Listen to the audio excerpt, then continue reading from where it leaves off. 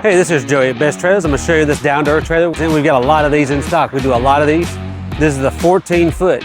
Comes in 76 wide and 82 wide. This is the 82 wide. I've got my Polaris General on here so you can see how well everything fits on there. 4-seater. Takes up about 13 foot of room, so you still have an extra foot of room here on the 14-foot trailer.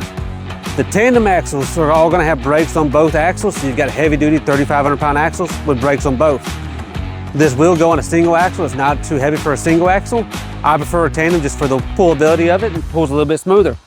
You've got LED lights all the way around the trailer, tubing rails going around the top. There's a wraparound tongue, so the tongue will wrap around all the way to the front axle. It's 3 pieces, got a flip jack with a pull on there.